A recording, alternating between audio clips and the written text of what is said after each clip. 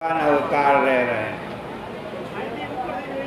जब परम शोभन और सर्व गुण संपन्न घड़ी आई,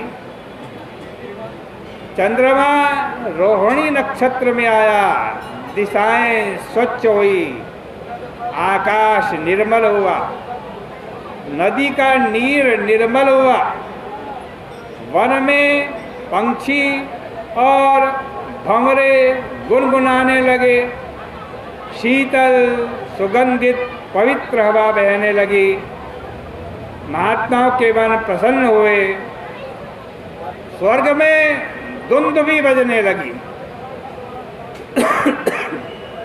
मुनि और देवगण आनंद से पुष्प वृष्टि करने लगे और परम पवित्र समय आ गया।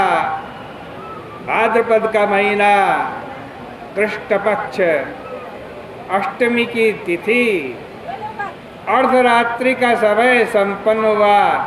उस समय कमल नयन चतुर्भुज नारायण भगवान बालक का रूप लेकर वसुदेव देवकी जी के समक्ष प्रकट हो गए। बोले कृष्ण कन्हैया लाल की। स्वागतम कृष्णा, स्वागतम कृष्णा, स्वागतम कृष्णा, स्वागतम कृष्णा, स्वागतम सुस्वागतम सुस्वागतम कृष्णा, स्वागतम कृष्णा, स्वागतम कृष्णा, स्वागतम कृष्णा, स्वागतम कृष्णा, स्वागतम सुस्वागतम शरणागतम कृष्णा, स्वागतम कृष्णा, स्वागतम कृष्णा। भगवान प्रकट हुए। भगवान ने अपने श्री हस्तों में शंख चक्र गदा पद्म धारण किए हुए हैं। चारों ओर प्रकाश बिखर गया। उनका चतुर्भुज स्वरूप यह बतलाता है कि उनकी चरणों की शरण लेने वालों के चारों पुरुषार्थ धर्म अर्थ काम मोक्ष सिद्ध हो जाते हैं।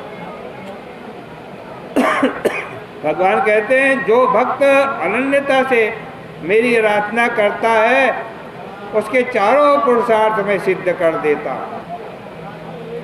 संतति और संपत्ति का सर्वनाश हो गया, फिर भी वसुदेव देव की दीनता पूर्वक ईश्वर की आराधना करते रहे। प्रभु ने कहा मेरे चतुर्भुज स्वरूप का दर्शन कर लीजिए और 11 वर्ष तक मेरा ध्यान करते रहिए, मैं अवश्य आपके पास आऊँगा। भगवान चतुर्भुज स्वरूप भगवान का अदृश्य हो गया। दो छोटे छोटे हाथों वाले बाल कन्हैया के रूप में भगवान प्रकट हुए। बोले बाल कन्हैया लाल की जय। प्रभु प्रत्यक्ष प्रकट हो जाए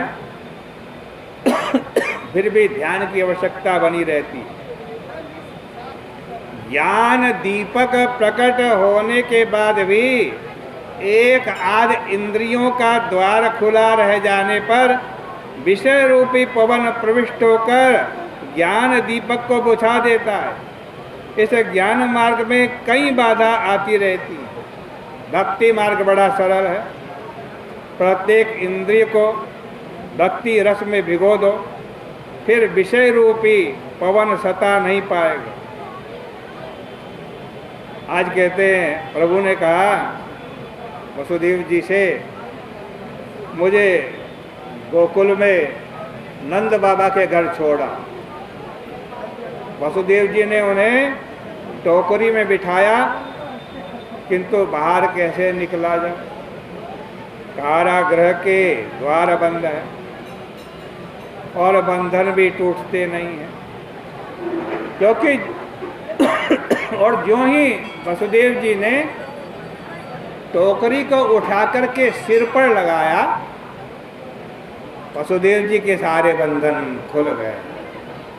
ये हमारी बुद्धि है ना, मस्तक में बुद्धि है।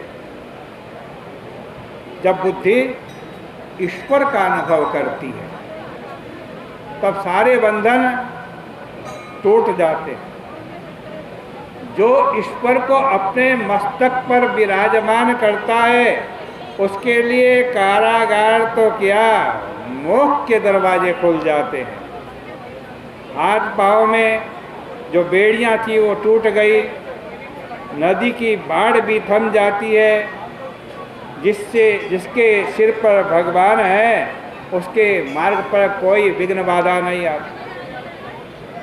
मात्र घर में आने से नहीं, जब भगवान मन में आते हैं तब सब बंधन छूटते हैं।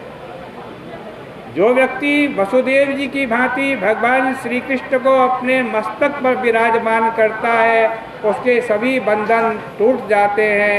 कारागृह के सांसारिक मोह के बंधन टूट जाते हैं, द्वार खुल जाते हैं।